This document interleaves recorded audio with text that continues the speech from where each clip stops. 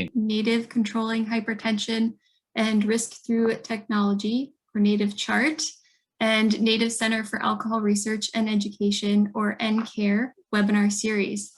My name is Kara Klobacki, and I'm the research coordinator at Partnerships for Native Health, a program at the Institute for Research and Education to Advance Community Health, also known as IREACH. Next slide, please. I quickly want to go over the Zoom features today before we start.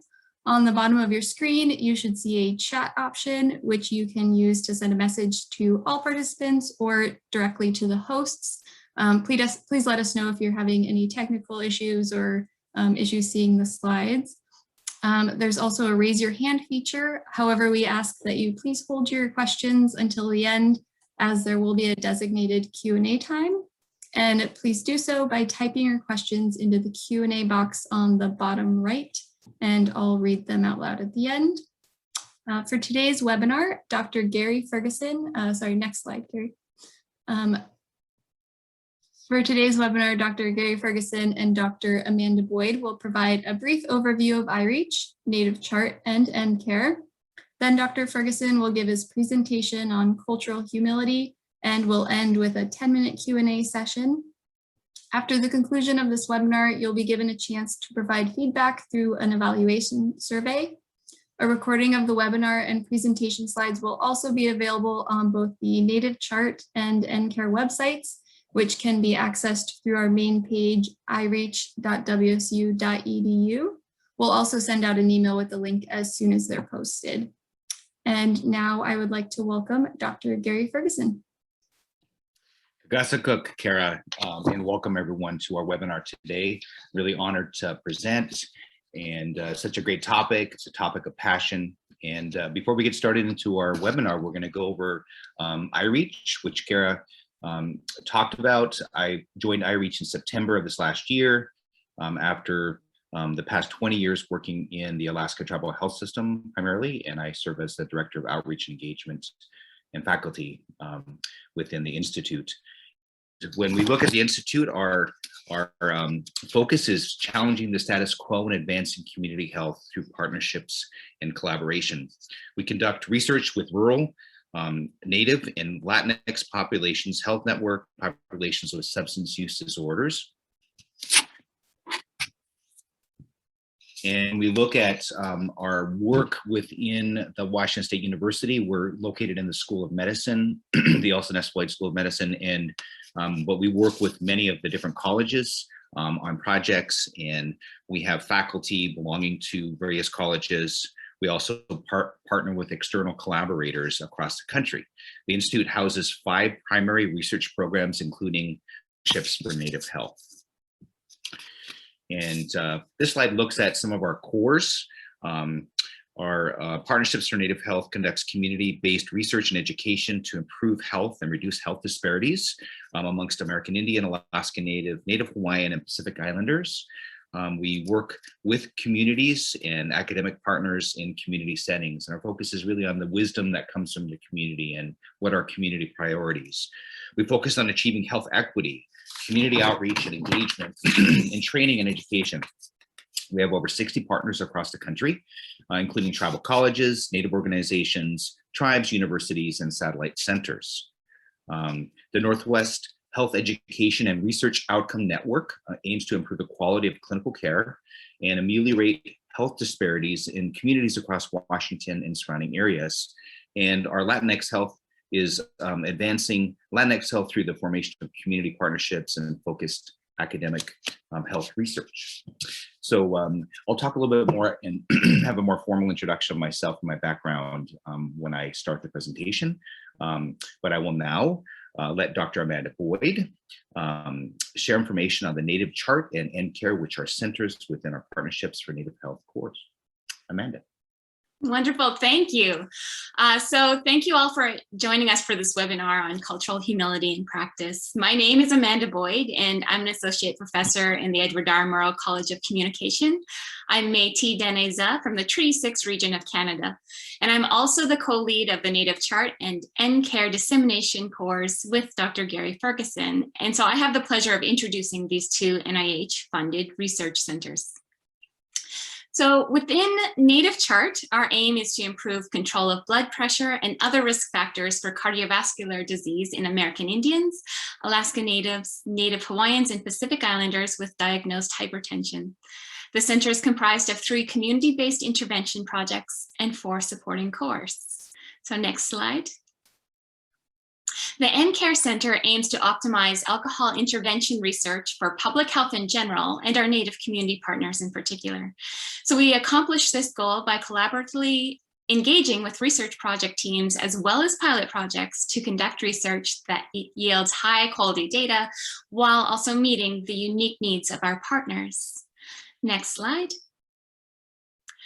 So with the centers, we work with 7 satellite centers located in Alaska, Colorado, Minnesota, New Mexico, North Carolina, Oklahoma, and Washington.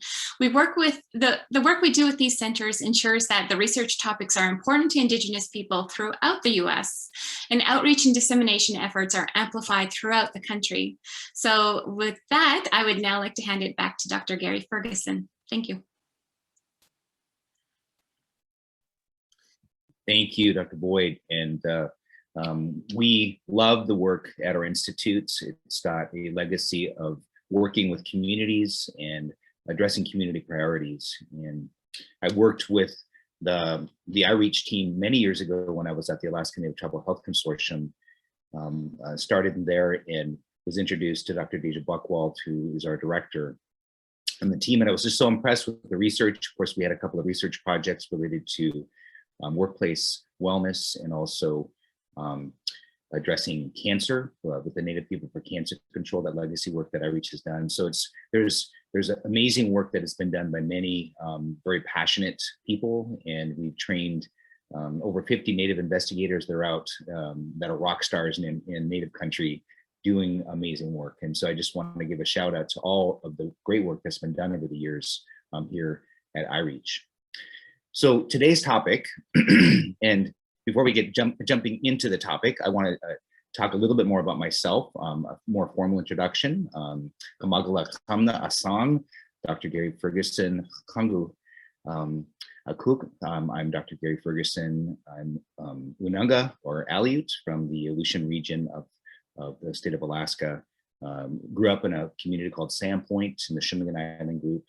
A fishing community, and my grandparents are Emo and Marina Gunderson from Sanak Island and Sandpoint, and my parents, Gary and Kristen Ferguson. My mom, the late Kristen, a shining light, and my dad now lives in Anchorage. My family, and when I look at culture, my Unanga side through my mom and my grandmother, and grandfather, and also looking at my East Coast family, my dad's side, the Fergusons. Of course, there's a lot of Alaska Native Fergusons too, which I always get asked, are you from Kotzebue?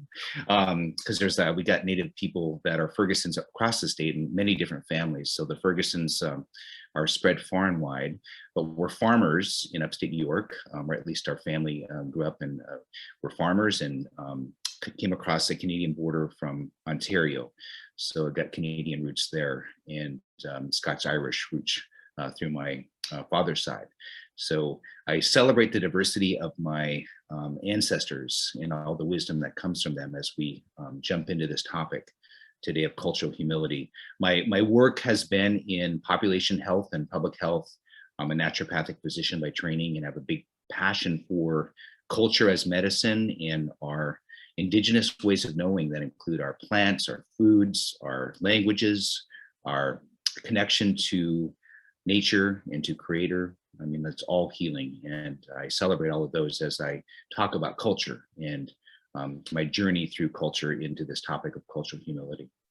So as we start our webinar today, we want to poll you and engage you as participants in this topic. And so our first poll is going to be on whether or not you have had cultural competency training in the past. So if you've had cultural competency training, answer yes, and if you haven't, you can answer no. And we'll share the results here as folks answer this question.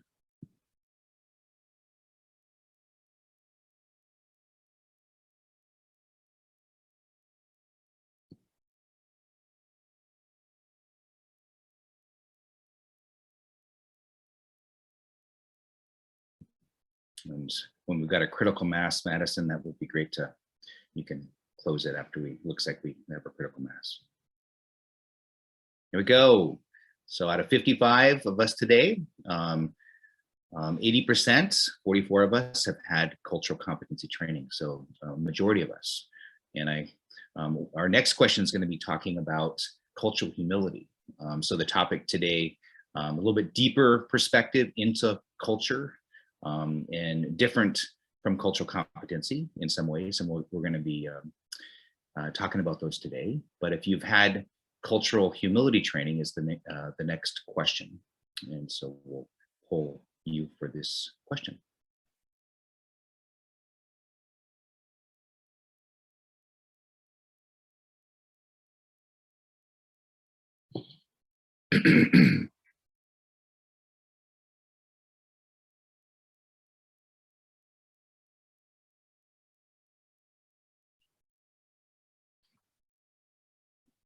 So the poll shows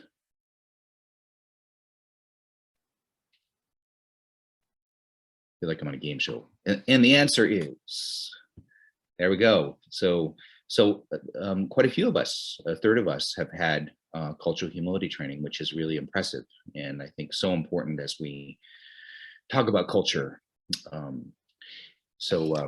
Thank you for answering the poll, and for those of you that haven't had cultural humility training, hopefully this is an opportunity to whet your appetite for the journey of this topic.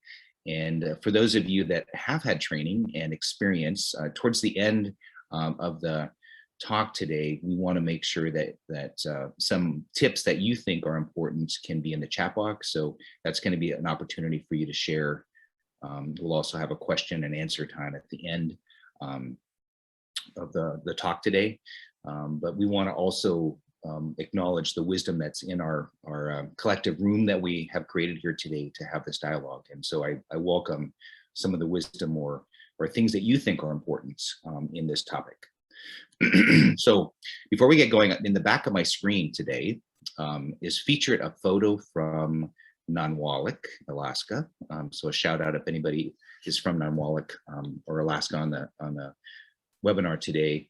And it's especially a beautiful photo of fireweed, which is one of my favorite plants. It's a healing plant, one of our traditional medicines. And it's especially poignant for ceremonies related to trauma. So I'm going to be talking about that. So there's a reason why I've got fireweed today in behind me. So I'm going to start with a story. So when I first came back from medical school and was working in the Alaska Native Tribal Health Consortium role of Wellness and Prevention Director, I got lots of invites to go and do work. And of course, we had some research projects as well, and really had the amazing honor of traveling to many of our rural Alaskan communities and got to meet folks from all over the state. And so I've been blessed to travel, and I've learned a ton about different cultures and continue to learn. Alaska has 229 federally recognized tribes, so it's a very diverse cultural landscape.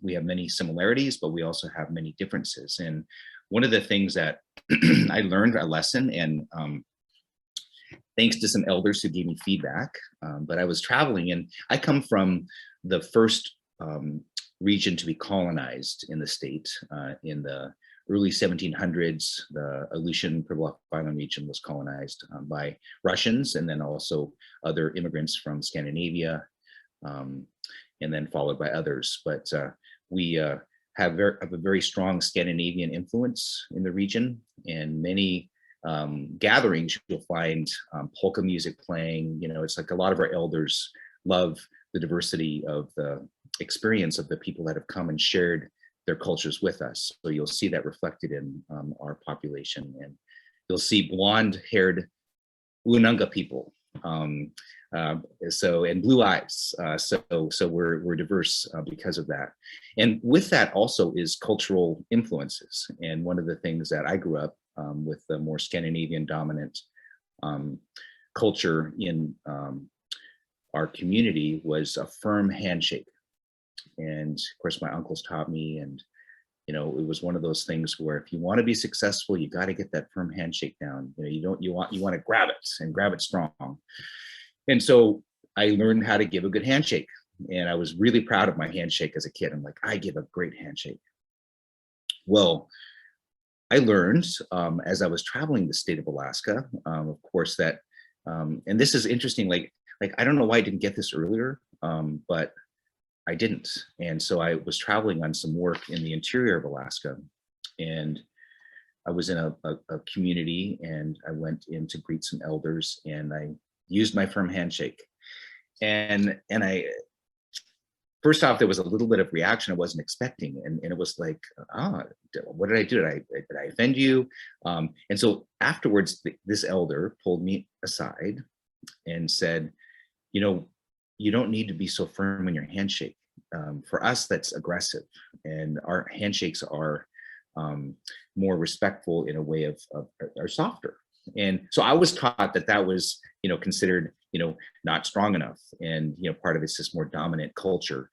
And I learned very quickly that my handshake needed to change if I was to be respectful to the elders that were in the communities I was serving. And you know, so what I found myself doing was I would wait for the grip. Is it going to be a big grip, or is it going to be a light grip? And to me, it made me more aware of how do I dance in the world with other cultures, and how do I be respectful? And it's not about me, of course, but it's one of those where, like, how do I be more sensitive? And it really started to open up my mind to asking more questions. And, you know, sometimes folks feel like, you know, being Alaska Native, it gives you carte blanche into other Alaska Native communities. And I think there's some truth there. But even in my own home region, it took me, you know, multiple trips when I was doing clinical work to establish a rapport with the community, to where patients would show up and, you know, want to see me and connect and have that relationship. And you know, it's one of those where it's when I think of culture and connection, it's about relationship. And the inherent heartbeat of cultural humility is this curiosity, this questioning, this wanting to know more, and not having it all figured out. So I'll dial back into the early 60s, and my dad, who's now 80, came to the state in the early 60s, and came. I was a truck driver, and then was on the North Slope working before the oil was discovered big time in Alaska. He was part of the groups that did surveying and seismic work, and working with communities and kind of relating to communities. So he would do a lot of the frontline work and engaging communities, and teaching them about what they were doing, and you know, what the seismic work was all about, and getting permission to do so. And so he attended a 1-week-long cultural competency training at that point in time. And it was filled, like, as I talked with him and processed with him, it was filled with all of these things about the Alaska Native people, very objectifying. And to be honest, it's like, as he shared, it's like a lot of it came from a more, it sounded racist to me, to be honest, you know, and we're talking the 60s. And of course, in Alaska at that point in time, we were still working on our civil rights. And voting up until the 60s, and you know, persisted into almost to 1971, I believe, when we had laws that precluded Alaska Native people from voting if you did not have a literacy with the English language. So, you know, definitely a different landscape at that point in time than where we're at now in Alaska, and I'm so thankful for that shift. But the evolution of culture and understanding cultures and being respectful of cultures and their history is an ongoing story. And you know, this topic, of course, is a journey, and that's why I want to just lay it out that cultural humility is really truly about a journey. And when we look at explaining culture to people, to me, this story of it's a Sufi story that tells it's a tale about describing an elephant. And in this case, of course, these guys have their eyes open, but if they're closing their eyes, and the traditional story is they have their eyes blindfolded. And they're describing an elephant, and they're saying an elephant is like a big snake, as the gentleman grabs the trunk of the elephant. And as the man grabbing the foot, oh no, it's a tree stump. It's a sheath of leather, looking at the skin of the ears. And it's like a little furry mouse, says the guy who grabs the tail. And all of them are describing the elephant, but neither one are giving the full picture of the elephant. They're just describing a part of it. And for many of us in our cultures, we maybe met somebody from a certain culture, and we have certain ideas about that culture because of that person. And sometimes it's great because as a culture bearer, you get a good feel for that, but it can't always necessarily speak to all the people in that culture. And it's a generational thing too, like cultures, like there's differences sometimes with how elders, and like in our indigenous cultures, how elders see the world and their view versus the younger people. And so it's definitely one where it's complex as you look at a culture. And to me, I feel like in this case, all of the gentlemen have wisdom to share and describe the elephant in very specific ways, but none of them have it in totality.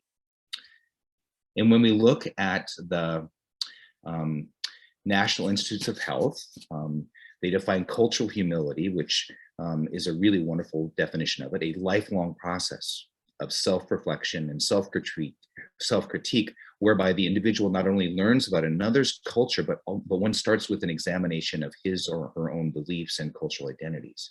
So it starts with us, in this case, from the NIH. And it was first coined in 1998 by healthcare professionals Melanie Trevelyan and Jan Marie Garcia, who described cultural humility as a tool to educate physicians. It came out of the healthcare sector. And to really work with our healthcare team in helping them understand that we work with a very racially and ethnically diverse population in the United States. And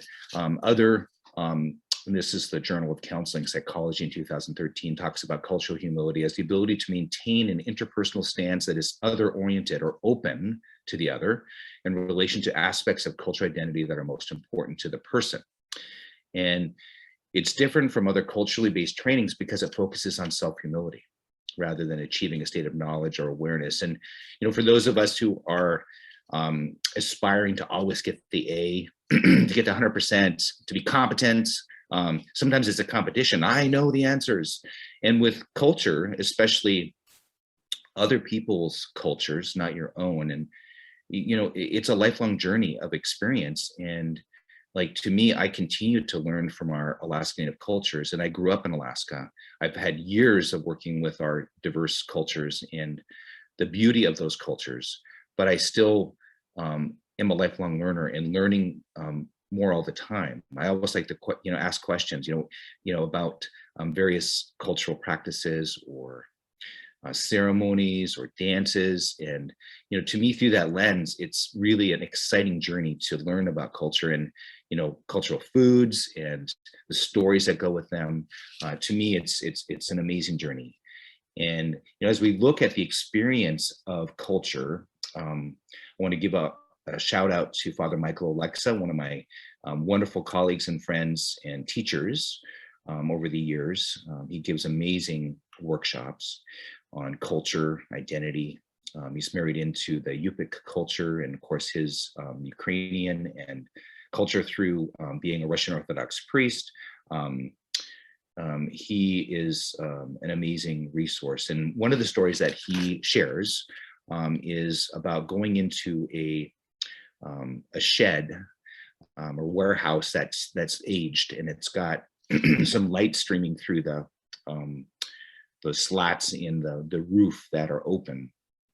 And so it's creating light, but it's also creating these glimpses of the sky that's beyond those rays of light. coming into the room. And as you step inside one of those rays of light, you see blue sky, maybe you see a tree overhanging the shed, a bird in the tree. and then as you venture further into the garage, you see through a different lens of the ray of light, you see a different part of the sky, and there's a huge dark storm approaching with these clouds. It looks like it's going to rain.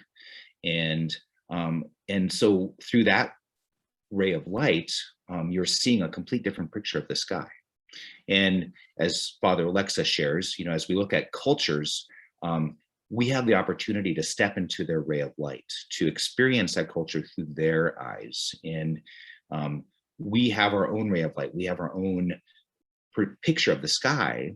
And so to me, I feel like as we celebrate other cultures, we get to see different aspects of the sky, different aspects of the world. And through many of our cultures, like some of our cultures of our indigenous people of the North, we have ways of describing the landscape of ice and snow like no other culture has, because that's part of our culture. We've got many different words that you wouldn't even find in other vocabulary. So without that language, without that glimpse of the world, if that culture and that language were to die, we lose that vision, those words, that description of the world. And so the beauty of culture and the importance of the diversity of culture and keeping language alive is really powerful within that.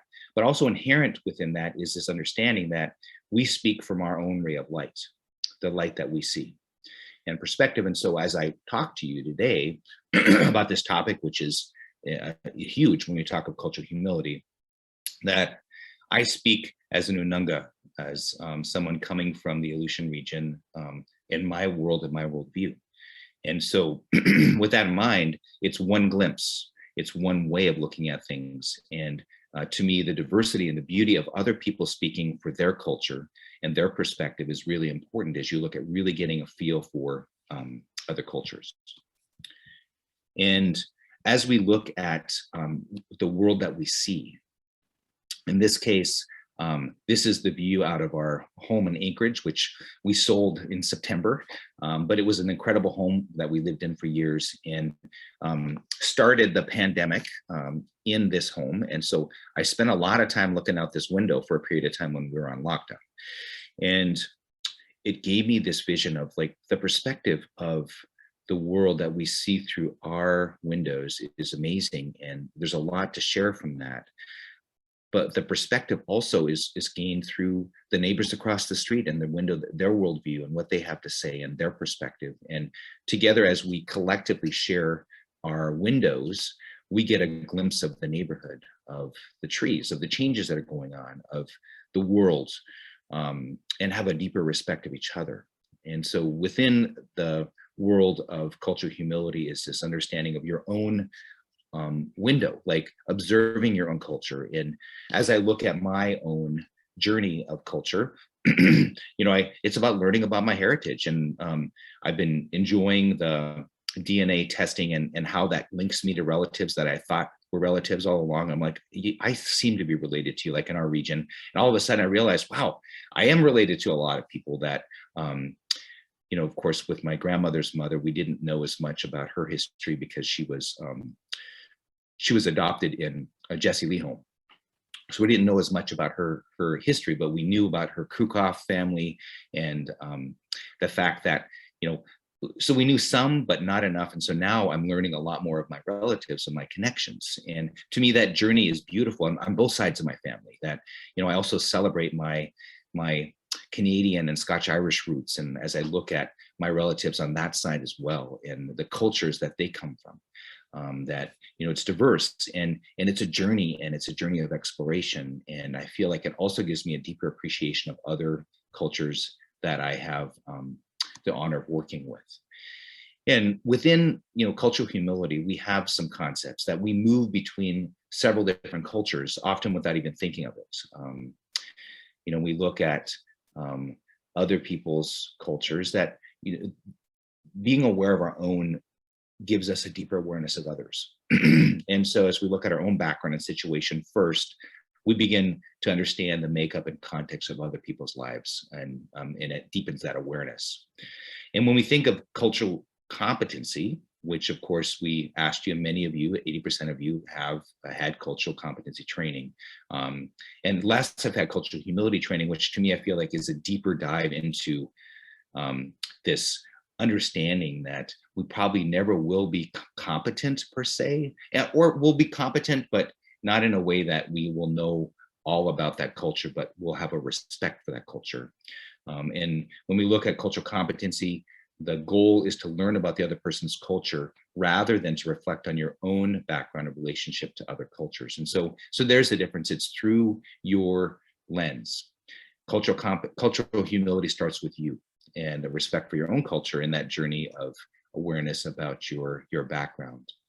And when we think of cultural humility, it requires historical awareness. And I think this is really an opportunity right now, as we have had amazing exposés about some of the recent exposés on our residential boarding schools and the children who were buried in the back of the boarding school. I mean, horrible stories of what many of our elders went through in boarding schools. And we've got some of our elders on social media. I want to give a shout out to Fred John and him sharing his story, really powerful stories of those that have gone through residential boarding schools, both in Canada and in the United States, and the challenges there. And, you know, when we look at understanding cultures, we need to understand that the context that their history has created for them and how that has affected their culture as well. Because sometimes you look at cultures and you think of the culture as always having been that way. And in many of our culture's cases, it's a reaction to the experience, the journey that they've gone through. Recently, our Unangax people, there's memorials to the evacuation during the World War II. Many of our Aleut people were evacuated and treated like prisoners, basically in camps, and many died. And it's a huge trauma to those families. And so understanding the backdrop of the culture also gives you a deeper insight to behaviors.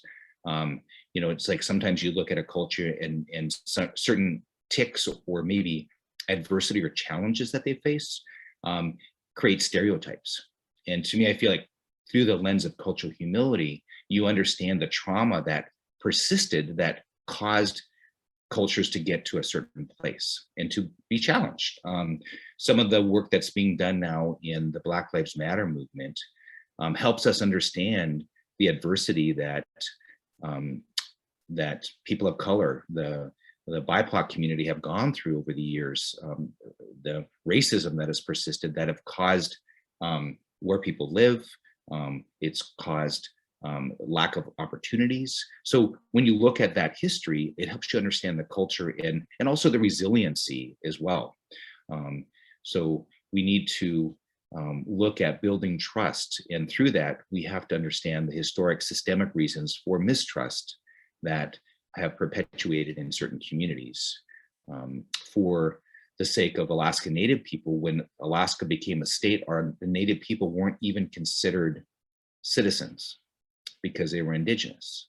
And Sheldon Jackson, who writes in his books and shows pictures of the Alaska Native people in a regalia, and then shows us all dressed up with Western garb and ties. And I mean, we're beautiful in both pictures, but he puts underneath the photos, he puts civilized, wearing the Western garb, and uncivilized, wearing our traditional garb. So, this understanding that, we innately by ourselves were less than human and treated that way. And so when we understand Alaska Native and other cultures, understanding the history is crucial to understanding the culture and where it's at now. And also, if you're going to work in that community, it's crucial to know the history of the community in order to be more respectful of some of the challenges that may persist. So this is a photo of a sign that was outside both a hotel and the bars in Southeast Alaska in Juneau, our state capital. And one of our elders spoke about getting out of the Funter Bay camp, and she went to Juneau and was going to the Baranoff Hotel, which had this sign out there. And one of the other fellow Native people from Southeast Alaska were outside and saw her go in, and they said, "You can't go in there." And she's like, "Well, watch me." So she went in and, of course, challenged that. And it was time for civil rights and action. And of course, some of our amazing civil rights pioneers from Southeast Alaska helped open the doors for Alaska Native people. But when you look at what many of our elders have faced, many of our elders have gone through this journey of oppression and racism and boarding schools. And so understanding that history helps give us compassion and also an awareness to some of the challenges that are in the community that still persist. And I always like to focus on resiliency. And so this is Elizabeth Bradovich, one of our civil rights pioneers from Southeast Alaska, an amazing Tlingit woman leader who helped forge the way towards greater civil rights for our Alaska Native peoples. And also, as we look at others in Alaska, and again, I'm telling you a story through the lens of my experience. And being an Alaska Native person, I have deep respect for the elders who have helped forge the way to a deeper understanding of our cultures. And this is a great read by Harold Napoleon, one of our elders, and an amazing storyteller, and a book if you want to work with our Yupik population, Chupik population, as well as just about any Alaska Native culture. This is a great read to understanding the impact of historical trauma and colonization on our populations. And when we look at the wisdom from culture, so I'll dial into a talk I was giving at the University of Edmonton, Alberta, one year working on traditional foods, and we got invited. And so I was speaking, and I like to use Maslow's hierarchy a lot in my talks, just because I think it explains the reason for us to focus in on the base needs, physiological needs, nutrition, looking at safety, housing. I mean, all of those pieces, as we address them from a public and population health, it makes sense as we want populations to be more self-actualized. So many of us have had a course in Maslow in his theoretical model. What I didn't know at the time, and a Blackfoot Nation individual stood up, and afterwards, as we were in our dialogue period, he just said, you mentioned Maslow, but you didn't mention the fact that this was a Blackfoot Nation model, and that Maslow studied with the Blackfoot Nation. And to me, I was like blown away. I was like, really? And so this story evolved, and so he shared with me some of the writings, and sure enough, you look at photos of Abraham Maslow with the Blackfoot Nation, and of course, as we look at this theoretical model, to me, it gives me a deeper appreciation, because the more expansive concept of time and multiple dimensions of reality in the Blackfoot Nation model takes it to a whole nother level. It's, not only do we need to be self-actualized, and of course, the theoretical model of addressing basic needs and safety, esteem, that still is persistent, but the model goes to a whole nother level about community actualization, to become a community that's actualized. And then that's how your culture is perpetuated. And to me, it's like this understanding, again, cultural humility would be to lean into this whole model and understand that it's not just about, this plus this plus this, a more Western didactic reductionistic worldview. This is an amazing expansive worldview. And to me, I feel like this and other examples, as you look at working with Indigenous populations or whatever population you're working with, the wisdom that comes from that, we have to be really careful about how we share that wisdom, because sometimes we take bits and pieces from it that make sense, but we lose the holistic nature of it. And so to be respectful of community is to, number one, have the community speak for itself, and then go back to the community and ask, did we get it right? And through the lens of cultural humility, understands you're never going to get it fully right if it's you speaking about that culture, but often cultures will help correct you, and then maybe they can share it themselves, would be the ideal way. And when we look at, the various cultures within Alaska, which again, I'm speaking through the lens of my world today, this is one tool that I've used over the years within our different cultural trainings. When I was working at the Alaska Native Tribal Health Consortium, we would do new employee orientation, and I would guide them through this exercise where we'd have the poster, and the poster highlights the various cultures and our values, you know, our St. Lawrence Island Yupik values, our Chupik values, our Bristol Bay Yupik values, our Unangax values, so across the state, and lots of similarities and some differences. And at the same time, one of the exercises we talked about was, you know, what are some of the traditional values in your family, in the culture you come from? And so we would have dialogue in the tables, and then I would bring it back and say, which ones align the most closely with what Alaska Native culture, and then talk about that. And so it really gave this deeper appreciation of the similarity of cultures. Many of us share some very deep values, and others are different. And one of the things that this led to was a conversation about even life expectancy, and like Alaska Native Tribal Health Consortium has this vision that Alaska Native people are the healthiest people in the world, is a vision, and an incredible vision to manifest. And at the same time, what does health really look like? And so from a Western perspective, it's being the longest lived. And we describe health through that lens. And as I looked to the more indigenous Alaska Native perspective, it's more than just living a long life, right? To be an elder in a community is to be engaged and to step into those shoes of being someone that cares for the community and takes care of it and shares wisdom. It's a very active role. So to be healthy and to be the healthiest people in the world is a much more expansive worldview through many of our cultures, because it's not just about growing old and being less, not having cardiovascular disease or diabetes or some more chronic diseases. It's a lot more than that. And so I feel like as we look at even the work that we do in community and having goals and objectives, we need to truth test that with the culture that we're in to define that. Like, what does that really look like? What does health look like for you? What's important to you? What are your values? And I can't project my values from my culture onto others. You need to listen. And I think that's one of the deep aspects of cultural humility, is to truly listen. And those of us who are talkers, sometimes, you know, like I come from, again, a Scandinavian dominant community. So, you know, we like to fill spaces and we're eloquent, you know, we like to talk. And so I had to really dial it back when I was working with other cultures that, you know, are a little bit more thoughtful and take a little bit more time to talk. And from a Western perspective, a more colonized perspective, that's considered a weakness. To the culture that you're in is considered respect. So, you know, again, it's the way that we come up with these judgments about culture also are through our lens of our culture. And so I think it's important to understand the culture you come from and some of the biases inherently that come from that culture, so that when you're engaging other cultures, you're more sensitive even to yourself and how you're presenting yourself, how fast you talk, how slow you talk, how long it takes you to answer a question. All of those things are in some cultures perceived as positive or negative.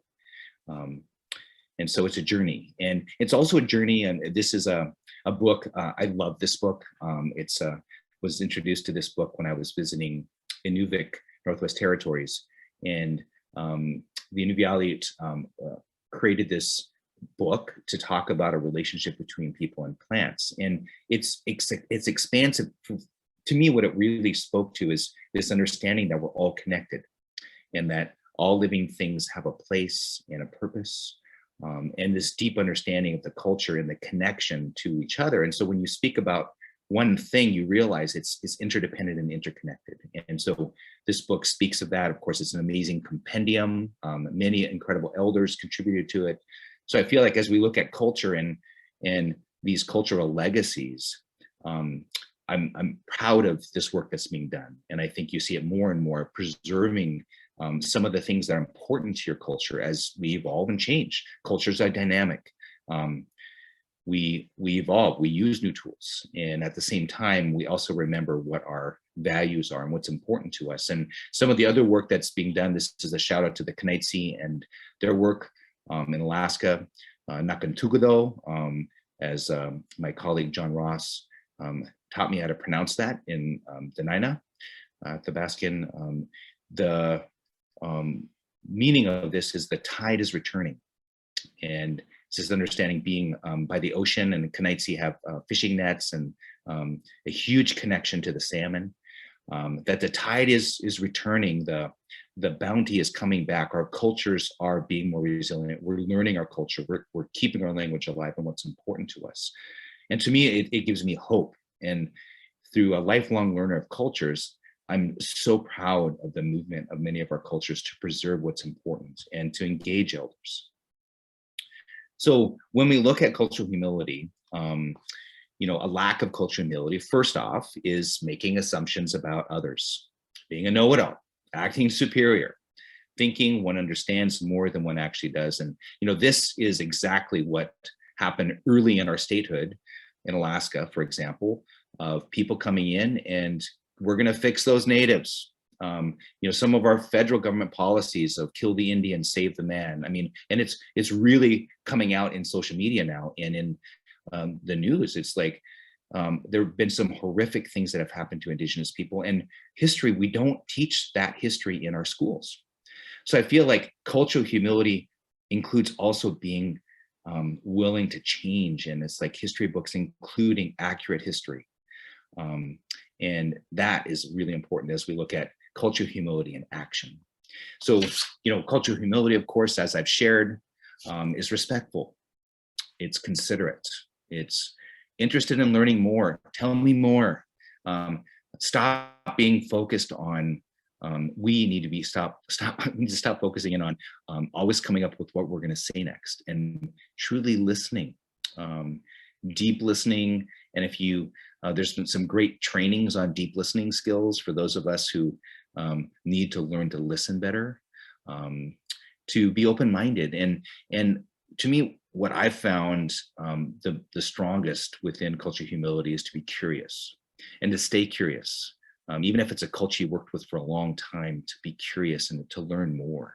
And I've been so blessed to have friends from all over the state of Alaska and across the country who have these amazing cultures that I love learning about culture and what's important to people, and also how we incorporate our ancestors into that conversation. So as I close today, I just really want to encourage you all, like, you know, as we do this work, and of course this webinar is sponsored by IREACH, which our focus is on engaging communities and what's important to communities. I mean, work with diverse cultures across the nation.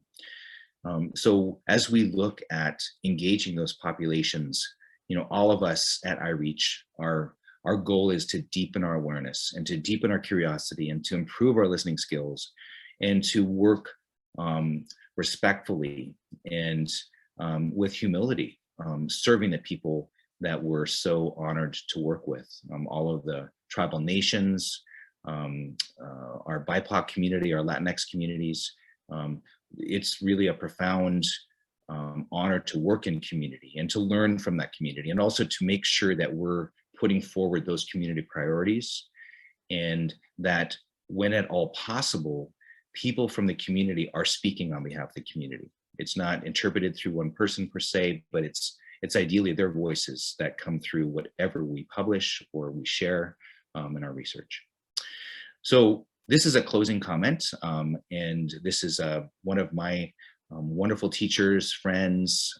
I am inspired by Dr. Blumenstein, tribal doctor, Yupik elder, and she shares, we are free to be who we are, to create our own life out of our past and out of the present. We are our ancestors.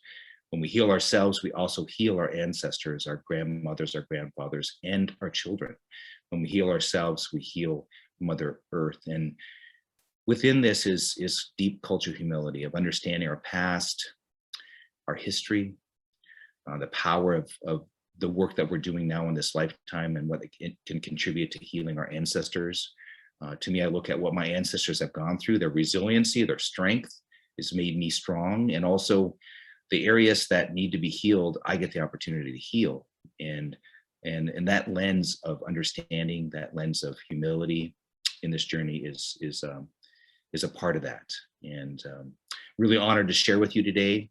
to talk story in a way from my perspective and give you just a glimpse of cultural humility, and may it inspire you to look more deeply into your own culture, where you come from, what's important to the people that are your ancestors, and then also, what do we want for our children? What do we want them to know about us?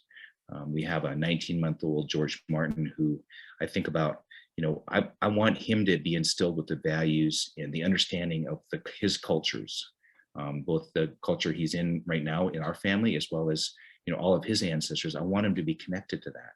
And I want him to grow up with this fascination, this deep inquiry of other cultures. And so that is modeled. And so what an opportunity that we have in our home. So Kagasakuk, thank you. I am really honored to have shared today, and we are going to go into our time for questions. Thank you for your participation in this series, sponsored by Native Chart and NCARE. And I will hand it over to our question and answer time. There is ideas, native.chart@wsu.edu. If you have ideas for us, and also our website, ireach.wsu.edu. Visit us. There's lots of great information there. We'd love to engage you and your organization if you're not already engaged with us. So we will move to question and answer, as well as what I want to again share as I started the talk today was, the collective wisdom that's in the room today. I see 60 of us still on the Zoom. So what are some things that you think is important to understand about cultural humility? What's some wisdom that you've gained in your own journey? And those of you that come from the various cultures that we want to be more humble and engaging, what are some things that you think is important? So feel free to put that in the chat, or if you've got a question, Kara will help field questions with me in our time remaining, which we got about 7 minutes left of our webinar time today. So happy to engage you and also hear what some of the wisdom that you have for us to share.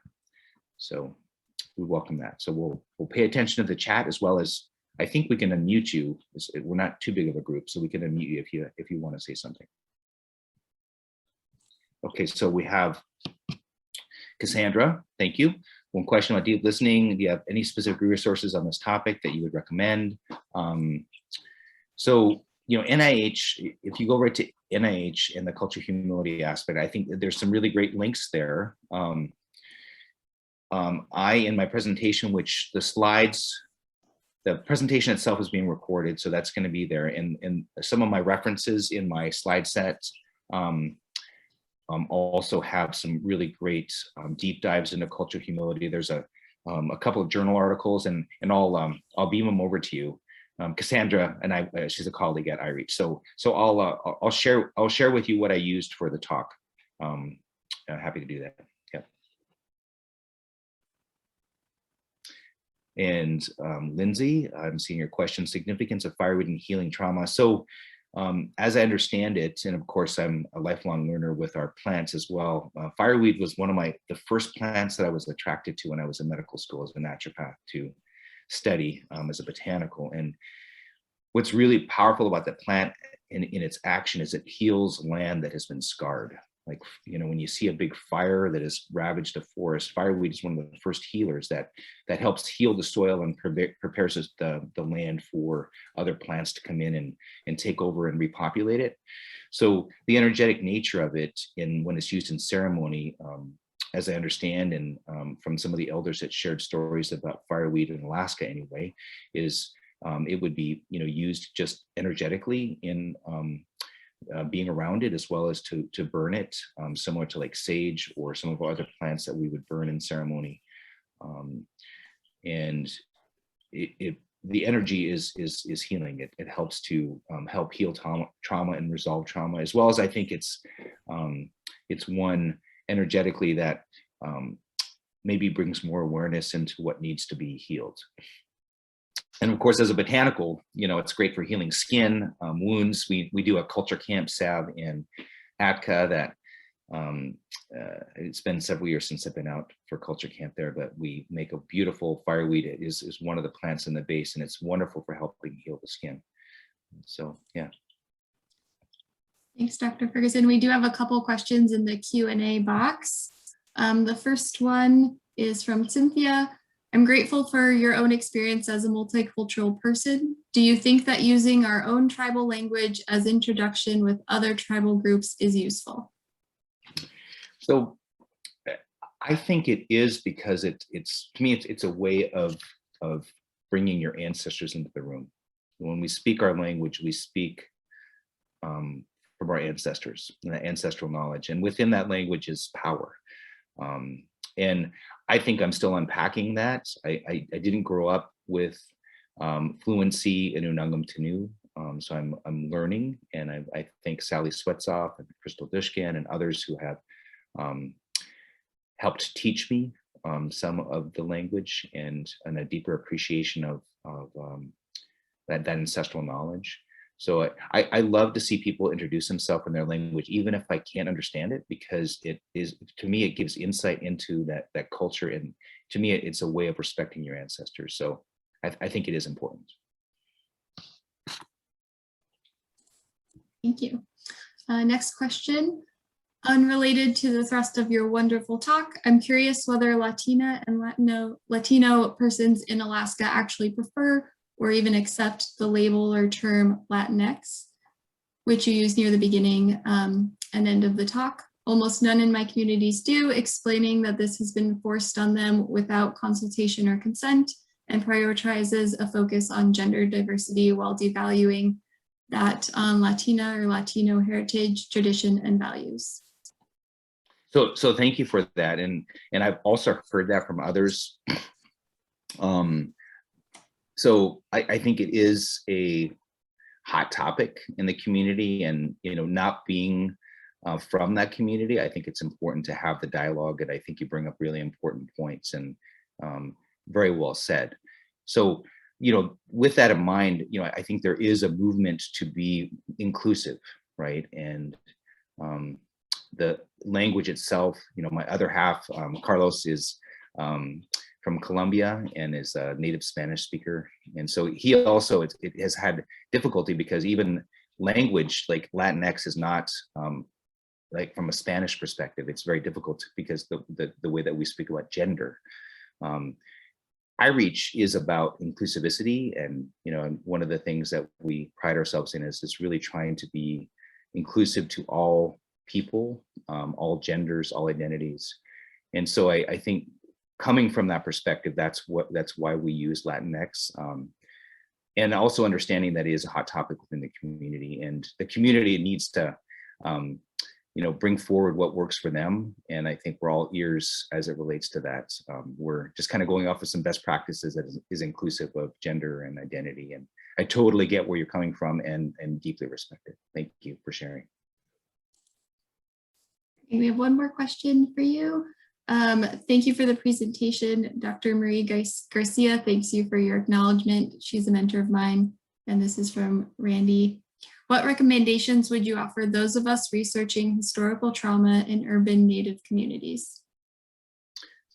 So I think it's a great topic, and I think it's an important group to study, because our urban Indian or urban Indigenous folks often suffer from lack of connection to many of the resources that many of us celebrate in other on our reservation communities, as well as in Alaska.